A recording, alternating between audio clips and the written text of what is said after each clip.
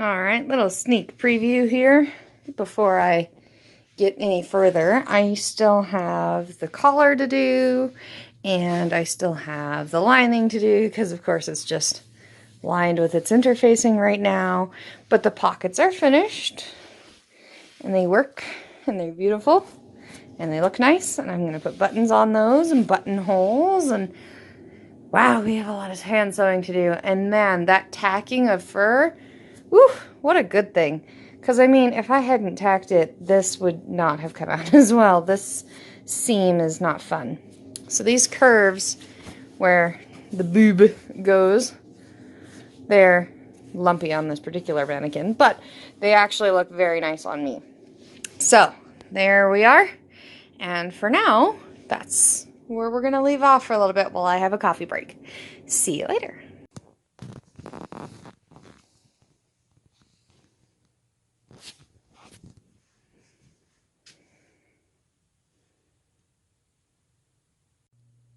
All right, new day, new shirt. I am on to the fur pieces, and one of the main things that I'm going to tell you when I first learned to sew with fur is that fur moves. And one of the horrible pieces that people don't tell you is that fur moves when it's under pressure. So whenever you have fur, and you have two layers of fur, the two different piles move back and forth away from each other. And it doesn't matter which grain you are sewing on, it doesn't matter which grain or type of fur, which is the length of fur is the pile, by the way. And it doesn't matter. All of them move. It's like velvet. It's the most annoying thing on the planet. Now, the trick is that you can do one of two things. You can binder clip them, and I mean, you can use binding clips like this, and you can sew very slowly through your sewing machine. Ooh, tongue twisters. All right, so you can do that, and I mean, that's a way, but the better way is to actually take a needle and thread and to actually just tack those pieces in. And you just go exactly where the seam is gonna go, and you go in and out and in and out and in and out. And if you look on that first binder clip, I have thread. Or actually, I think I have thread on all of them. There you go. And that's just my basting stitch sewn in there. And I'm going to take my clips out before I run it through the sewing machine. And that couple of stitches back and forth is going to keep my fur from shifting out of position so that my edges, when I'm finished, will still line up like I've pinned them so that they are even with each other. And once I run this through the machine, you'll see that it actually does really help. And since I already put canvas on the back of this, I'm not going to run it through to give you a tester. It's really bad. Maybe at some point I'll hunt down some of my fur pieces and I'll show you what happens when you sew them through the sewing machine. Or you can try it at home on some scraps you have and see what happens when you put it under pressure under your sewing machine. It's a cute experiment and it gives you some teaching for your sewing machine, but trust me, it's not when you want it on a project. So on these projects, I'm going to tack pretty much all of my fur seams in with a basting stitch before I seam them through my sewing machine. So I have a lot of sewing to do. Wish me luck. Okay, now that I've released my clip from its entanglement, we have the unfinished piece, and then we're going to pin the finished piece to it, and we're going to go all the way around the collar here in this front seam, all the way down to the bottom, and then we're going to do a whole ton of hand sewing. It is very early in the morning. It is 2:40 in the morning, and I would just like to remind everybody, when you're pinning, put your right sides together, or you have to undo it. I'm very good at ribbiting, which is the act of removing stitches that I have made with my sewing machine. But for once, I have stitched in a stitched tension that is correct for my coat, so that if I didn't do it right the first time, it was really easy to rip out. And it went so fast, it was actually kind of scary. Now, I'm going to do it the right way, and I'll get back to you tomorrow. All right, here we are. I am sewing in by hand my lining for my coat.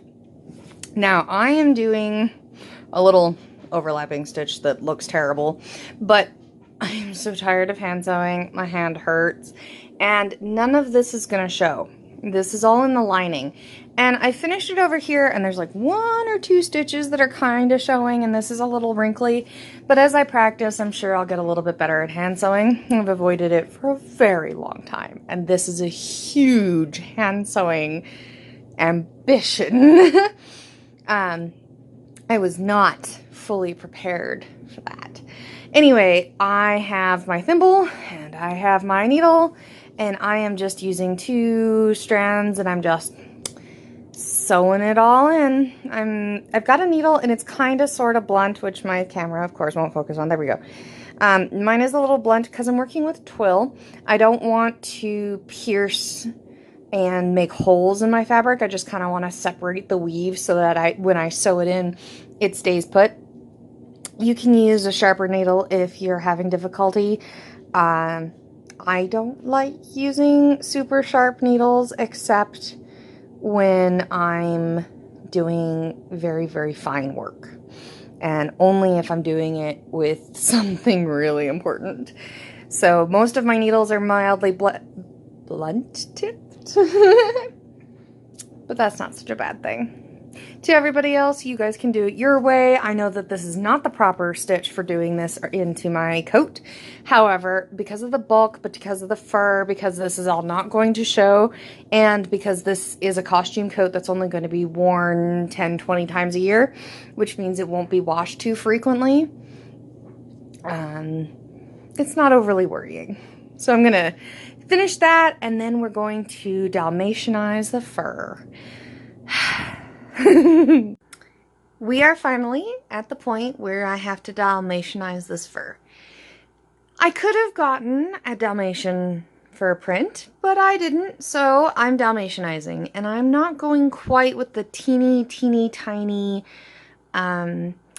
baby Dalmatian print, mostly because that's teeny tiny little things, and I just don't have that kind of patience. Also, this is really large, and I really like the large spots. Now, this one you can see my stitches. I'm going to bring another piece of fur, and I'm just going to extend this spot and make it a slightly bigger spot. That's why I put it under my arm, is so that nobody would really see it. This was my next piece here, and as you can see, some of the edges, well, you could if the thing would focus. Well, you can see the edges, they kind of flip up a little, and I don't like that too much. This one is where I finally succeeded. I got it. I'm just stitching straight up and down in little tiny stitches all the way around, and that's just going up and down through the fur. Now, I'm not worried about this edging, since with fur, once it's kind of tacked down like this, all that really happens is this outer fur kind of starts to flake a little, but as long as the backing's sewn down, it's pretty good. I'm going to have to go back and fix this one, because otherwise he might start shedding and then just leave this little background piece behind in the wash. So I'm going to do that to this side. I'm going to have to do that side. So I have bunches and bunches and bunches of these little circles to cut out. And they're squarish, tearish shaped. It doesn't matter. I'm going to hodgepodge them all over the place anyway. And now at the back here, I have added to our design ever so slightly, because I like the look of the black, but I really liked having this red kind of peek out just ever so slightly. Don't mind my slippers. I love these slippers. My sister makes these slippers. And I've just added a little piece of twill that I folded over these loops so that the ends are secure. I've tacked them into place here and here on both flaps. So that flap kind of hangs loose and this little piece is there. Now, when I am finished, these are going to be laced, okay?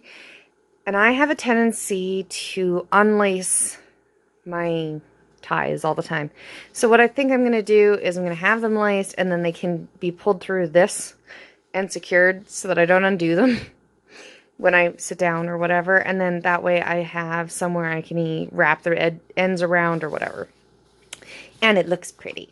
It definitely ties this back piece all together nice. Alright, wish me lots of luck. I have Dalmatian spots to cut out. See you later. Hey guys, new day, new shirt, and we are almost finished the Cruella Deville Coat. We still have about 6 items left to do. I need to Dalmatianize a little bitty portion left of the skirt, but my hands are just so sore. I have to do the bottom hemline. I need to tack the inside of the bodice or the lining to the coat, and then I need to add the buttons and the buttonholes, and we're done. Woo! Alright, I'm gonna get back to it, and I'll see you later.